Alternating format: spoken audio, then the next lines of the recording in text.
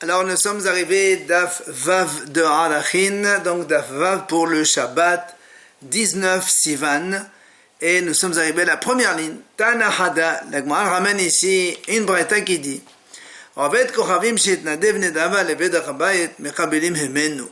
Il y a une braïta qui dit si un goy il fait un don au Bed Achabayet, c'est-à-dire la caisse du Bet Amidash, hors Mizbeach, hors donc sacrifice, alors Mekabelim Hemenu, on prend de lui. Mais il y a une autre braïta qui dit le contraire. On n'a pas le droit de prendre donc des dons chez les goyim pour le Bed Achabayet. Alors comment on peut répondre? Amar Rabbi Ila, Amar Rabbi Yochanan, la Akasha. Il vient Rabbi Ila, il répond au nom de Rabbi Yochanan. Il dit, il n'y a pas de question. Ha batahila, ha basof. Quand est-ce qu'on a dit on ne prend pas chez les goyim? C'est quand au début. C'est-à-dire comme on a expliqué qu'au début de la construction du Bet Amidash, les goyim il avait l'intention de ralentir les travaux. Donc c'est pour ça qu'on ne reçoit pas chez eux. Et la braïta qui dit on reçoit, bah sauf quand le Bet Amidash il était déjà construit et il donne de l'argent comme ça pour le Bet Achabayet, alors on peut prendre. C'est comme il a dit Rabassi au nom de Rabbi Yochanan. Batehila au début, pendant la construction du deuxième Bet Amidash, même s'ils veulent nous amener de l'eau ou du sel, on ne reçoit pas chez eux. Par contre, bah sauf à la fin, quand le Bet Amidash fut déjà construit, Davar ha-mesuyam en mekabelin. Davar ha-mesuyam mekabelin. Quelque chose de défini, on ne prend pas chez eux. Mais quelque chose qui n'est pas défini, qui n'est pas spécifique, alors on peut recevoir. Et la Gemara explique, qu'est-ce que tu appelles Davar ha-mesuyam? Quelque chose de défini. Ça veut dire que Rashi explique que quand on donne les goyim, il donne quelque chose de particulier. Donc, c'est un petit peu... puisque c'est visible et les gens le voient tout le temps, on va dire tiens c'est les goyim qui ont donné ça, et en plus les goyim aussi ils vont se vanter d'avoir donné ça pour le Bet Achabayet. C'est pour ça il a dit d'avoir mesuyam on ne prend pas chez eux. Et donc il dit Amar Rav Yosef, qu'est-ce que c'est par exemple d'avoir mesuyam, quelque chose de défini qui est Amma Kalia Orev. Il dit que quand dans le toit du Bet Amidash, pour éviter que les corbeaux viennent se poser et font des saletés, alors il mettait une plaque métallique avec plein de pics, comme ça les oiseaux ne peuvent pas se poser. C'est ce qu'on appelle Amma Kelia Orev. C'est des pics qui donc empêchent les corbeaux de se poser. Alors mettez Rav Yosef, il vient Rav Yosef, il objecte. C'est marqué pourtant on a vu que Ezra il a envoyé au roi de Babel pour que le roi il les aide, il leur donne du bois, etc. pour la construction du Bet Amidash. Alors comment tu as dit qu'au début de la construction on ne prend pas chez les goyim? Amal et Abaye, Shani Malchota de la Hadrave. Abaye répond, il dit non, là-bas c'est différent, c'est un roi. Le roi, quand il promet, il ne revient pas en arrière, il donne comme il a promis. D'ailleurs, il dit d'Amal Shmuel, comme il a dit Shmuel aussi, et Amal Malchota Akran Natore, il dit même si le roi il dit je vais donc déraciner une montagne, c'est sûr qu'il va la déraciner, il ne change pas d'avis, donc le roi ne revient pas en arrière. Amar Rav Yehuda Amar Rav, il dit Rav Yehuda au nom de Rav. En fait, Kochavim shehefrish teroma mekerio. C'est un goy, il a prélevé la trouma de sa récolte, il a un tas de récoltes, il a prélevé la trouma. Alors, est-ce qu'on accepte oui ou non? Qu'est-ce qu'on fait de ça? Alors il dit, on va donc le questionner, on vérifie. Et Bedat Israël Hefrisha, Tena Kohen. Si il dit, je l'ai donné comme les bénis Israël font nous aussi, comme les bénis Israël font Trouma, moi aussi je voulais faire Trouma, alors on l'a donné au Kohen comme ils font les bénis Israël. Maintenant, Vim Lav, si le gars il dit pas comme les bénis Israël, il dit je prélève la Trouma. Dans ces cas-là, ce prélèvement qu'il a fait, on va le cacher, l'enfuir, que personne ne le touche. Pourquoi? Parce qu'on craint que quand il a fait ça, il avait l'intention de le donner au Bet Amidash. Or, tout ce qui est Bet Amidash, aujourd'hui, le Hekdesh, il n'y a pas de Bet Amidash, tout est interdit de profiter. C'est pour ça qu'on le cache, on l'enfuit. Alors, la mort objecte, mettez en fait, si un goy, il offre une poutre pour le Bet Amidash, et dans cette poutre-là, il y a gravé le nom d'Hachem. Là-bas, la braïta dit, on va donc questionner le goy, on lui pose la question, qu'est-ce que c'est ça? S'il dit je l'ai donné comme l'Ibn Israël est fondé dans moi aussi je veux donner, alors on accepte cette poutre, mais seulement il y a le nom d'Hachem, on ne peut pas la mettre dans la construction. Qu'est-ce qu'on fait? Yagoud, Vishtamesh Bamutar. Donc on coupe l'endroit où il y a le nom d'Hachem, et le reste de la poutre on l'utilise pour la construction, c'est pas un problème. Maintenant, Vim Lav, sinon, si le goy ne dit pas qu'il a fait un don comme nous on fait l'Ibn Israël, alors on n'apprend pas. Donc on a Gnisa, on va l'enfuir là aussi, donc cette poutre on va faire Gnisa. Pourquoi? Pour la même raison. On craint que quand il voulait donner ça, c'est pour le Beth Amikdash. Et aujourd'hui, pour le Beth Amikdash, il n'y a pas de consécration. Et tout ce qui a été sanctifié au Beth Amikdash, on ne peut pas en profiter. Donc, on l'a fait Gnisa. Alors maintenant, elle dit, Tama, pourquoi on a dit aujourd'hui, enfin, là maintenant, dans cette Braïta, qu'il faut faire Gnisa? Parce que Deshem Katou Aleh a dit Gnisa. C'est parce qu'on a dit, il y a le nom d'Hachem qui est écrit, qui est gravé sur la poutre. Mais, mais donc, s'il n'y avait pas le nom d'Hachem, là-bas, il y a Gnisa, donc on ne va pas l'enterrer, on ne va pas l'enfuir, donc on peut la prendre, quelle que soit l'intention du goy. Alors, comment Rav il a dit, ça dépend, si le goy n'a pas fait Bédat Israël, on va l'enfuir. Tu vois bien qu'ici, la Breta dit pas la même chose, donc c'est une question contrôlable. Alors, la Gman répond, ou Adin, la Gemara dit non, en vérité, c'est pas parce qu'on a dit le nom d'Hachem écrit sur elle, ou pas, ça change. Même s'il n'y a pas le nom d'Hachem, c'est la même chose. Si le goy dit, je l'ai offerte au Beth Amikdash par exemple, là aussi on va l'enfouir. Alors pourquoi tu parles du nom d'Hachem donc gravé sur la poutre? Il dit, pourquoi on t'a parlé de ça? Que même si, quand le goy il offre cette poutre, il y a une nom d'Hachem qui est gravée, Yagoud Vishtamesh Bamutar. Et il peut couper l'endroit où il y a le nom d'Hachem, et tu peux utiliser le reste de la poutre. Et on ne dit pas, tiens, puisqu'il y a marqué le nom d'Hachem dans la poutre, toute la poutre elle est interdite d'utilisation, on ne dit pas ça. Pourquoi? Deshem Shelo Bimkomo, Lav Kadosh.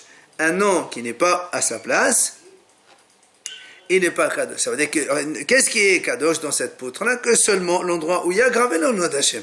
Tout le reste de la poutre, donc on peut le garder et l'utiliser pour la construction. Dites-nan, d'ailleurs, la ramène une Mishnah ici pour prouver ce qu'on vient de dire. S'il y avait le nom d'Hachem qui était gravé sur les Yedot HaKelim, les manches des ustensiles, ou bien sur les pieds du lit, donc tu vois bien qu'on peut enlever la partie où il y a gravé le nom d'Hachem, et le reste, donc on le cache, et après on peut utiliser le reste donc de ces ustensiles. Amad Rav Nachman Amad Rabba Badavu. Il a dit Rav Nachman au nom de Rabba Badavu, Ha'omed sel azon isdaka muta leshanuta. Si un homme dit voilà, je donne ce sel-là pour la zdaka, il dit muta leshanuta, c'est-à-dire il peut à un moment s'il a besoin utiliser ce sel-là, et après il donne un autre pour donc la zdaka comme il a dit.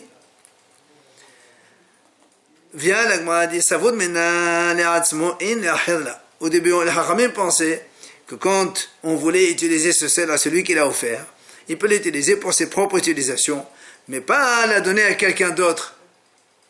Mais Etmar Rabami, Amar Yohanan, mais Rabami au nom de Rabbi Yohanan a dit non, on peut aussi bien l'utiliser soi-même ou la donner à quelqu'un d'autre.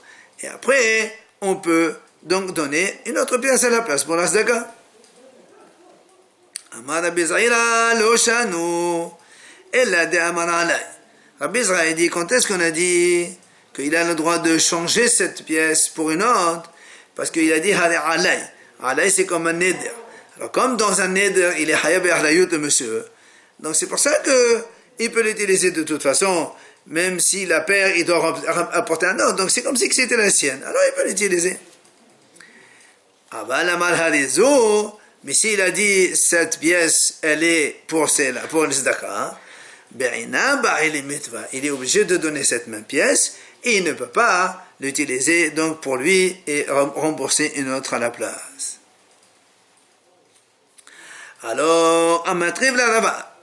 Vient Rava, il objecte sur ça. Il dit au contraire, Rava, C'est le contraire qu'il faut dire. C'est-à-dire, Amazo, quand il a dit zo, c'est là où on va dire, Mishtamesh il a le droit de l'utiliser pour que justement qu'il y ait de la Hebarneuta. Comme ça, si elle se perd, il doit la rembourser. Parce que quand on dit Hadezo, normalement, c'est un Nedava. Si elle se perd, on n'est pas Hayab. Alors, Rabba au contraire, il dit, il faut dire qu'on peut l'utiliser. Comme ça, si elle se perd, on doit la rembourser, donc payer une autre à la place. Abal Amar Alay, là, mais s'il a dit Alay de toute façon, il est Hayab toujours de la rembourser, alors on va dire, au contraire, il ne faut pas l'utiliser.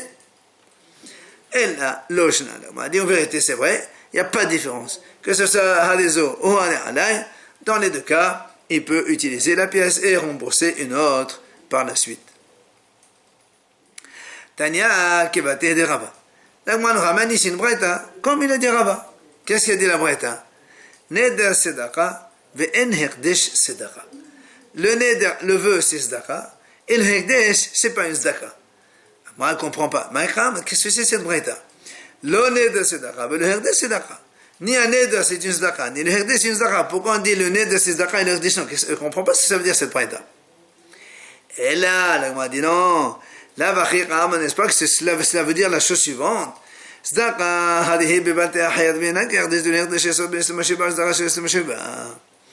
Il veut dire en fait, quand quelqu'un il a dit, donc c'est la zone des Zaka, eh bien, ça veut dire, donc tu dois te comporter avec ces Zaka de ne pas transgresser le vœu, qu'il ne faut pas trop tarder un vœu quand on a fait un vœu, il faut le donner de suite, enfin le plus rapidement. Donc ça, le Nèdre, il a un statut comme ça. Mais, c'est pas comme le Hekdesh. C'est quoi, ça veut dire quoi hein? Le Hekdesh, quand c'est un Hekdesh, un Hekdesh, on n'a pas le droit d'utiliser, c'est un Habyaïla. Alors que Zdaka, Shad, mais la Zdaka, on a le droit de l'utiliser. Donc tu vois bien que, comme on a dit, il a dit Rava, que quand quelqu'un il a offert un don pour la Zdaka, il peut l'utiliser à ses propres besoins et après, il rembourse un autre à la place. Amar Rav Kahana, il a dit Rav Kahana, Amrita lishmata kameh de Rav Zavid, j'ai dit cet enseignement de mon Rav Zavid. Amar, il m'a dit, Atun hachimatnit, vous l'avez étudié de cette façon. Anan hachimatninala, nous on l'a étudié de notre façon. Comment? Amar Rav Nachman, Amar Rav Baravu, Amar, il a dit Rav Nachman, au nom de Rav Baravu, au nom de Rav Haomed, c'est la zone Zdaka. Celui qui dit ce c'est la chelof pour la Sedaka. Donc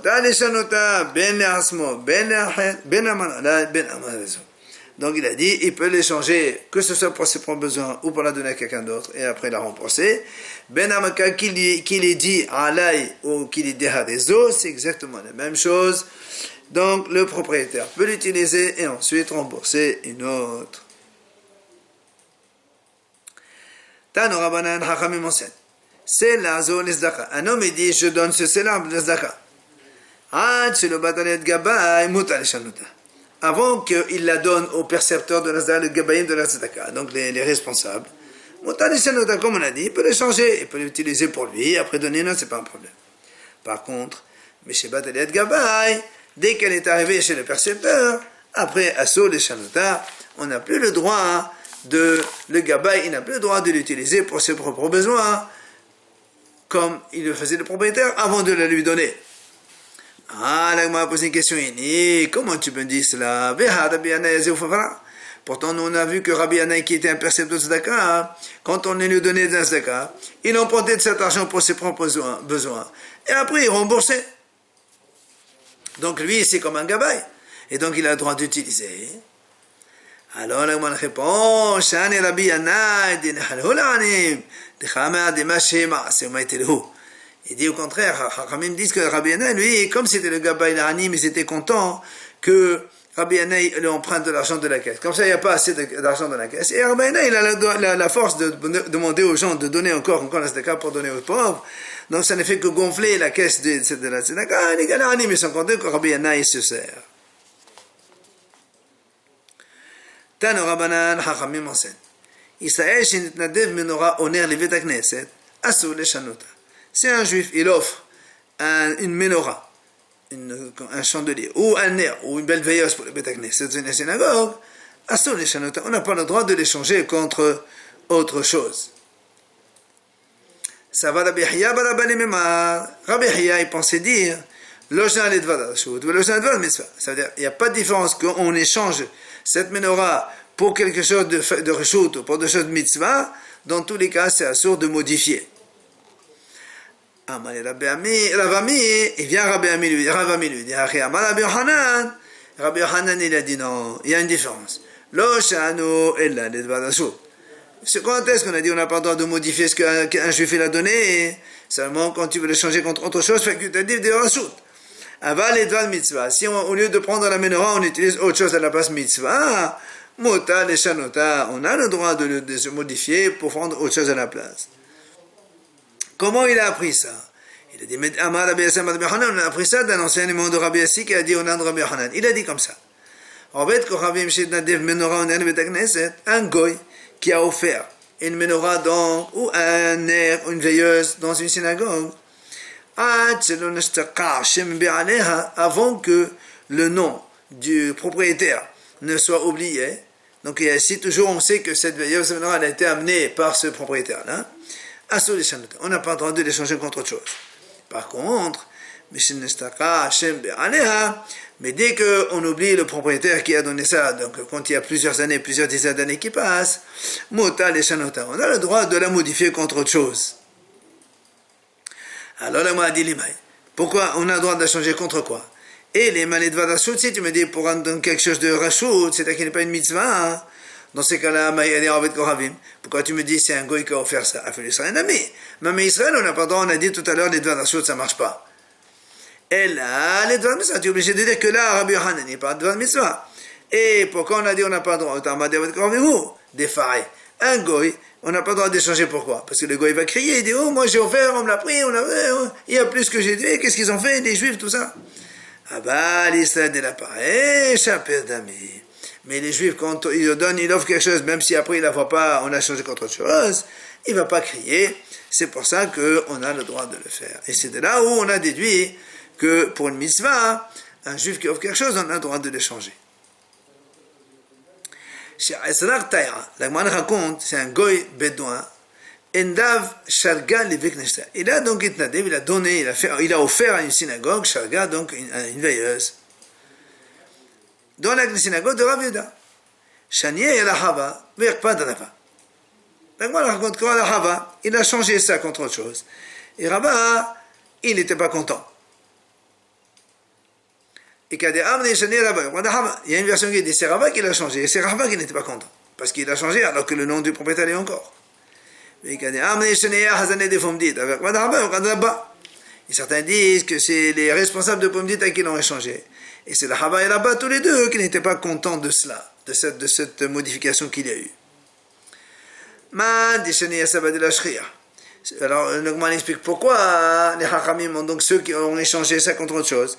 Et voilà, on a dit que quand il n'y a pas le nom quand on n'oublie pas le nom du propriétaire, on ne peut pas l'échanger. Comment ils l'ont échangé? Alors eux, ils disent, ça va, comme ce fameux chez Azra, c'est un commerçant, et donc c'est un grand homme d'affaires, il ne vient pas ici. Alors ils se sont permis de l'échanger.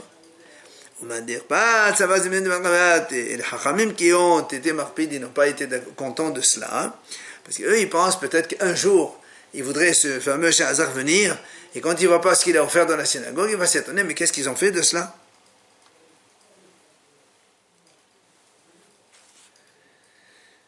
Maintenant, nouvelle Mishnah. Hagoses v'hayotze leharer, lo nidar velo ne'erach. Donc, la Gemara dit, un homme qui est en train d'agoniser, donc en train de mourir, ou bien hayotze leharer, si un homme il a été condamné à mort par le tribunal et on est en train de l'amener vers donc l'endroit où on va le tuer. Ces deux-là, l'onida, on ne peut pas faire un vœu pour payer. Si on fait un vœu pour payer leur valeur, on ne paye rien, parce qu'il n'a aucune valeur. Qui c'est qui va acheter un agonisant ou celui qui va sortir pour être tué? Et la Mishnah dit, on ne fait pas de aérech.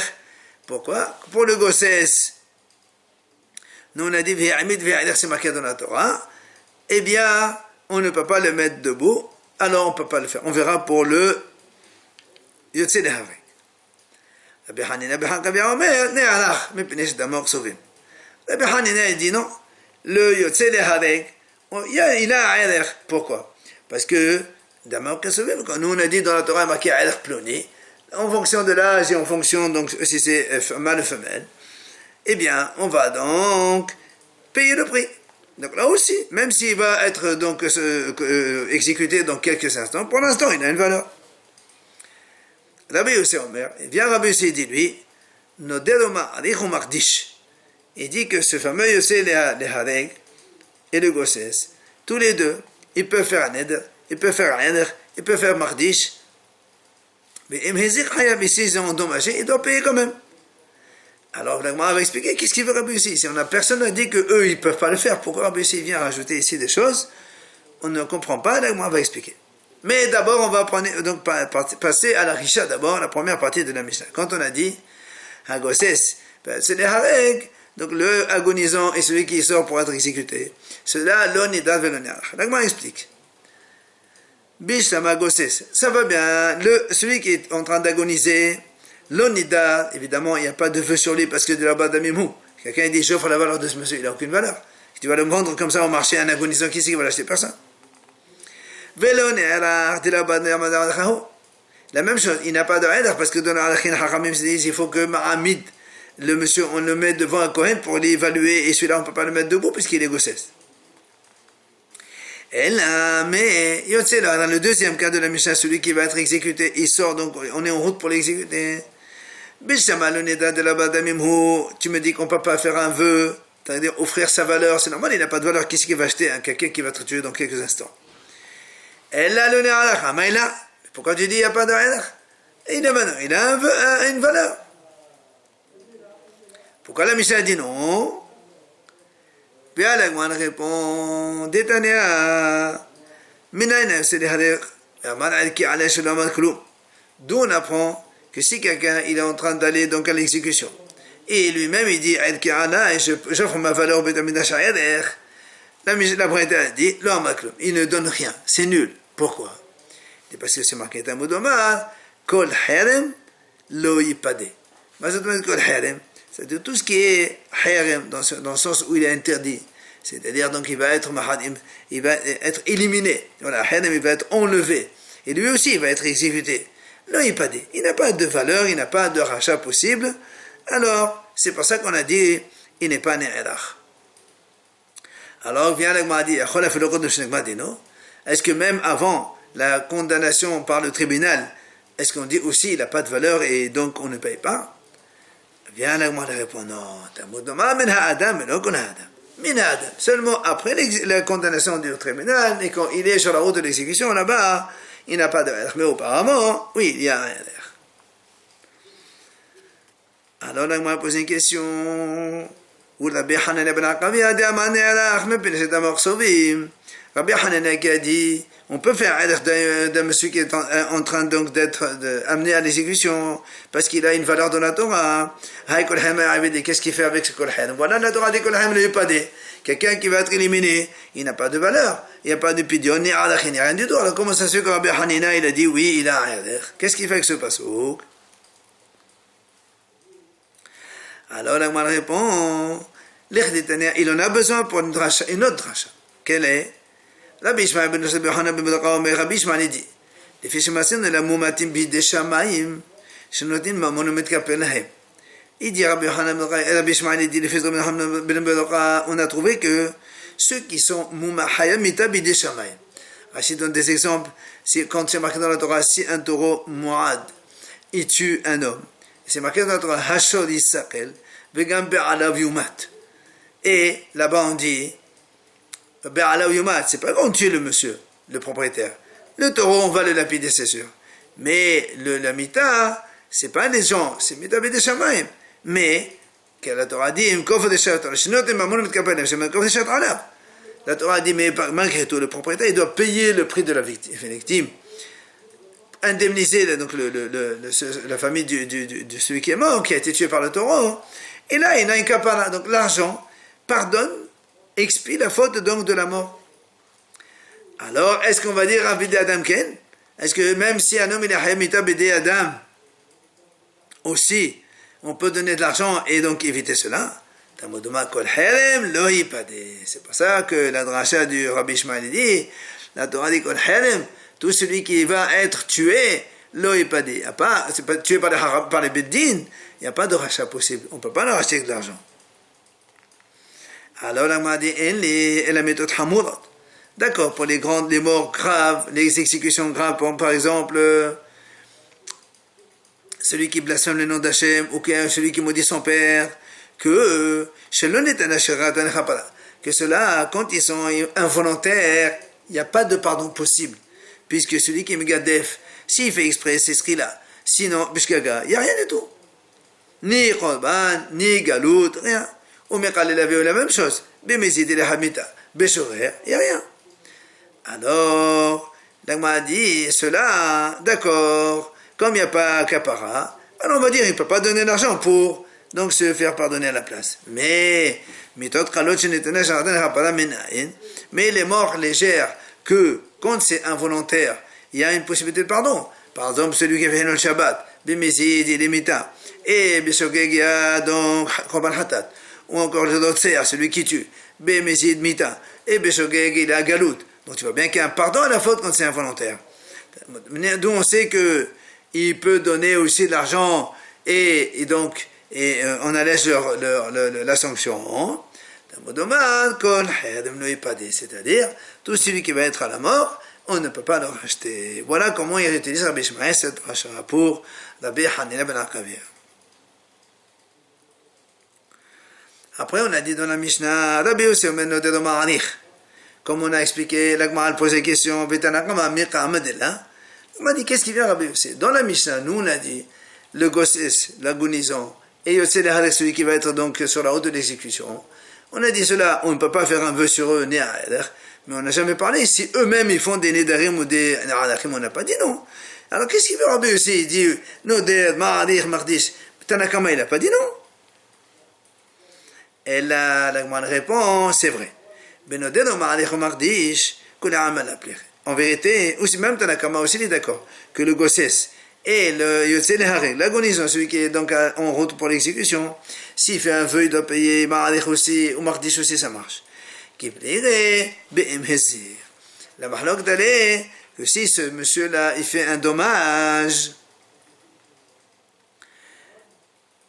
alors, qu'est-ce qui se passe? Si ce Gosses ou Yotze Leharek il fait un dommage, il ne paye pas. C'est pour ça que Rabbi Yossi est devenu, il a dit c'est quoi leur c'est quoi l'objet de leur discussion? Amar Rabbi Yosef, leur discussion c'est c'est-à-dire est-ce que une dette orale on peut la prendre chez les héritiers, oui ou non? Tanakama Savar, Milva Alpe, et Nogo Ben Hayoshin. Tanakama, il a dit, si donc ce Gosses ou Yosse Leharek, ils font un dommage, quand après ils sont morts, on ne peut pas prendre l'argent sur leurs héritiers. C'est pour ça qu'il lui dit, il n'est pas trop. Alors que Rabbi Yossi, ça va. Milva Alpe, Go Ben Hayoshin. Rabbi Yossi dit non, même une dette orale, on peut la prendre chez les héritiers. Et donc, ce fameux Gosses ou Yossi qui ont fait des dommages, ils doivent payer, mais eux ils sont morts, et leurs héritiers ils vont payer leur place. Rabbi dit, deuxième réponse. Tout le monde est d'accord qu'une dette orale on ne la prend pas chez les héritiers. Alors c'est quoi le problème ici? Alors, Mahlok dans Tanakama Rabbi Yossi. Il dit, c'est une dette qui est écrite dans la Torah. Quand on a dit que la Torah, elle oblige la personne à payer, quand elle fait, est-ce que, justement, Tanakama ça va, mais une dette écrite dans la Torah, ce n'est pas une dette contrat. Donc c'est comme une dette orale. C'est pour ça qu'il n'est pas rêve de payer. C'est ça va, Rabbi Yossi dit non. Quand il y a une dette écrite de la Torah, si un homme est en dommage, il doit payer. C'est comme si qu'il y a un contrat. Eh bien, c'est pour ça que si le Yotze Leharek ou le Gosses, ils ont fait un dommage, comme la Torah les oblige à payer, c'est comme si qu'il y a eu un contrat déjà. Et donc, même s'il meurt après, il doit payer parce que c'est donc Milva Bishtar. Et Milva Bishtar, selon tout le monde, il faut rembourser, même chez les héritiers.